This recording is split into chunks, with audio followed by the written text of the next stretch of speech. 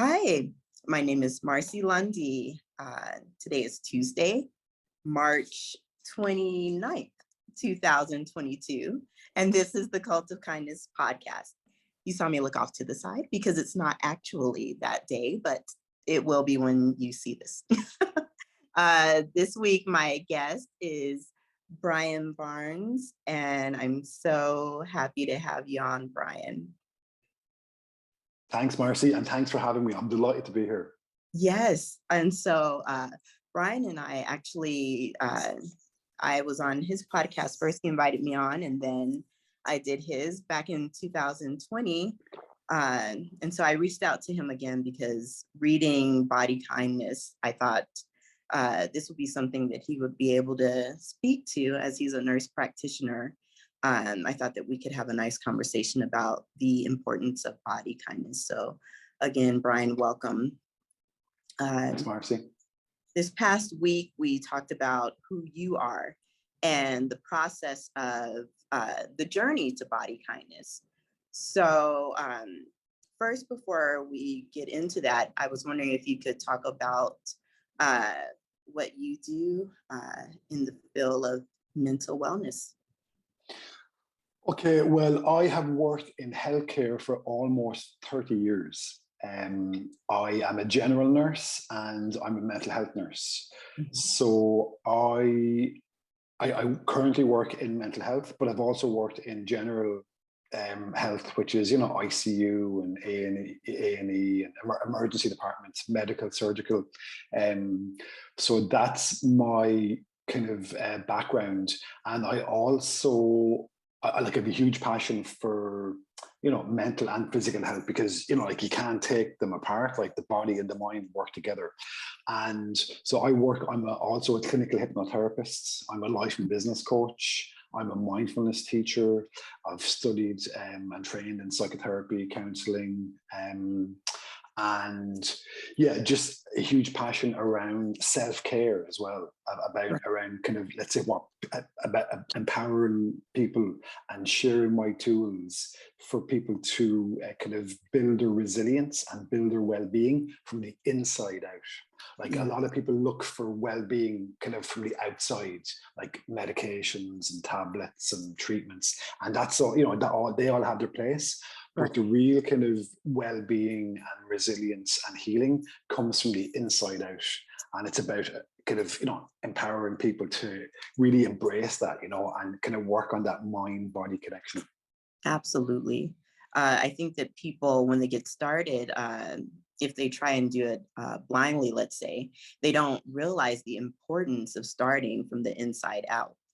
I mean, I think that that's what's important also to make it a lifestyle change. It has to be something you realize that you start from within. Absolutely. And it's down to, I suppose, I talk to people about, it's the smallest little changes. As you said, it's lifestyle changes, it's lifestyle choices. And it's usually the smallest of little changes and the smallest of little tweaks. Like, let's say exercise, start off as small as you can, let's say, if you did a minute today of a walk, 2 minutes tomorrow, 3 minutes the next day, obviously there's lots of different, choices to make, as in, drinking 2 liters of water a day, eating a balanced diet, kind of sleep hygiene. And again, like we all kind of would score high on some kind of parts of that and low on other parts, because I go through a checklist with people. It's called medals, as in, a medal, and it's mental health, exercise, diet, your attitude, love, and sleep. And we would all kind of, we're all on a bit of a roller coaster with each one. So again, to look at where you think you could improve, and again, to make the smallest of changes, and then bring the biggest results. That's wonderful. In the book, the author really encouraged people to have a journal. Is that something, like when you teach people about the medal system, do you encourage them also to journal? Absolutely, to journal. I talk about in the attitude part of medals, I talk about your attitude, and which is kind of made up of your beliefs. and also to have an attitude of gratitude.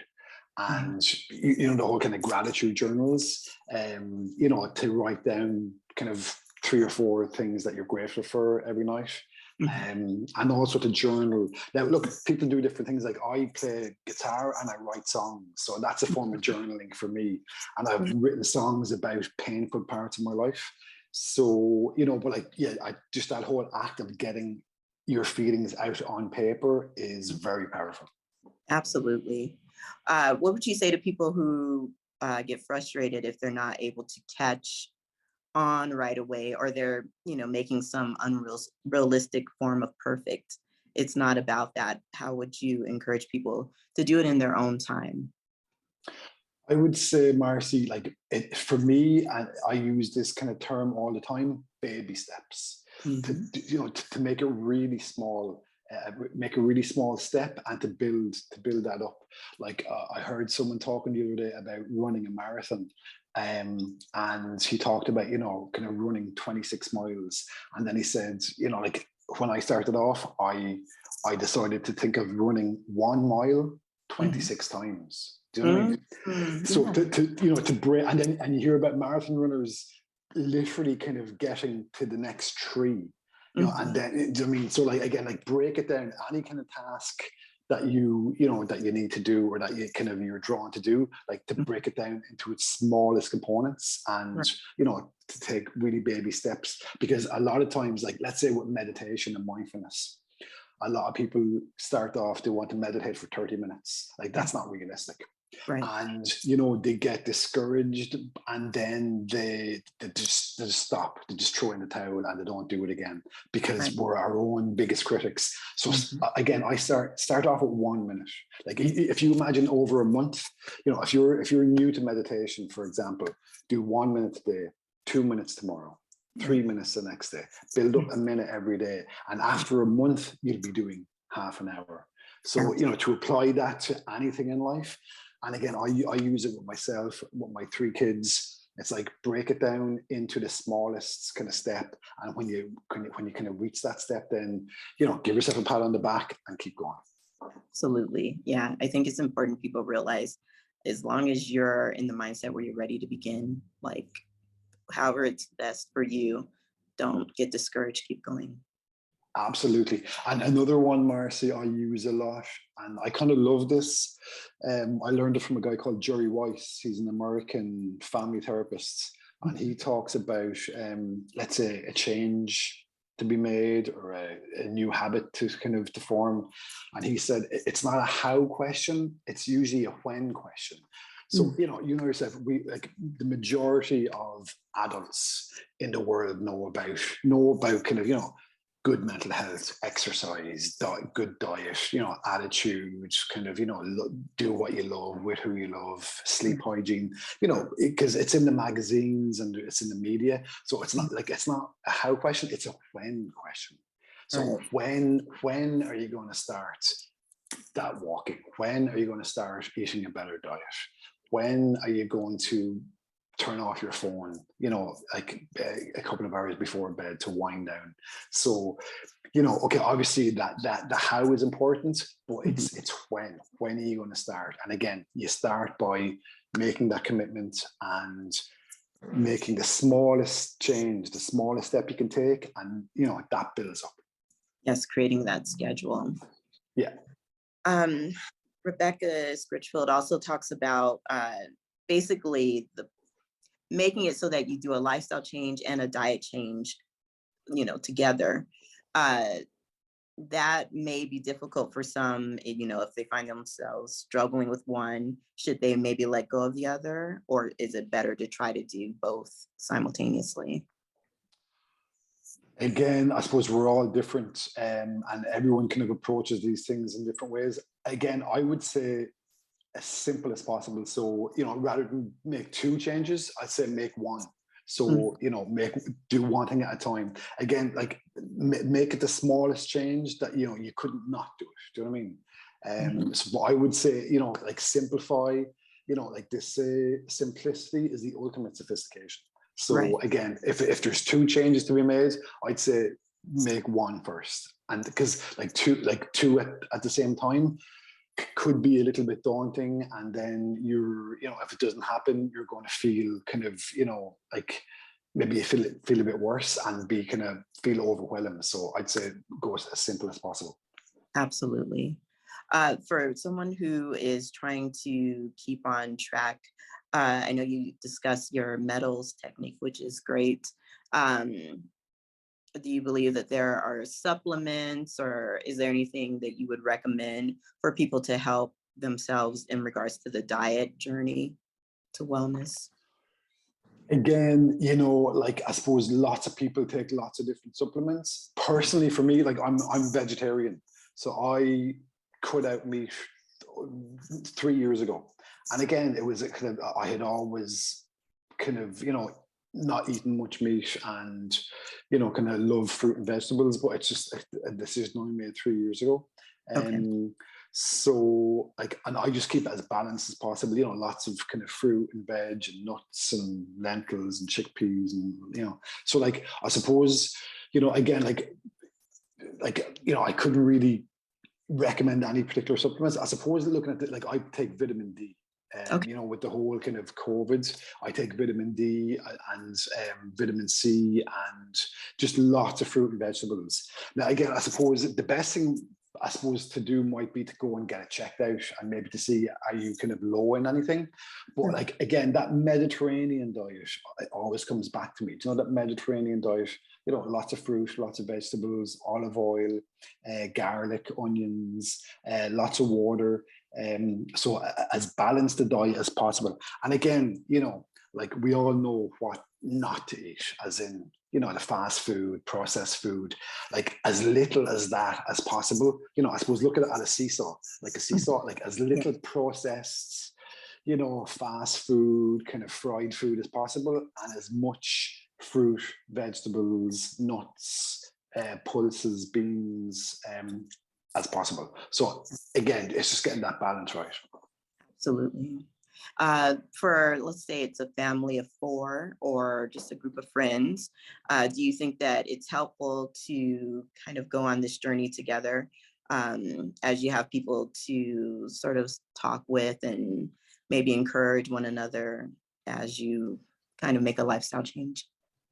Absolutely. Like, I suppose when I work, working as a nurse, and like when as a life and business coach, what you can provide for people is accountability. So they have an accountability partner, because doing something on your own, again, you can get, kind of, let's say, overwhelmed, or you can get kind of demotivated. So absolutely having someone to be accountable with, or a partner, is brilliant. Like, they've done kind of research on, let's say if you're rowing a boat, and like the effort that you put in, like if you're rowing a boat with one other person, like you have to put in a lot less effort, like both literally to get somewhere, but like it's the kind of that boost that you get from their company, and from that kind of sense of partnership. And also, I suppose, in a family, the ripple effect of you kind of changing, like to a healthier diet or more exercise, that ripples out.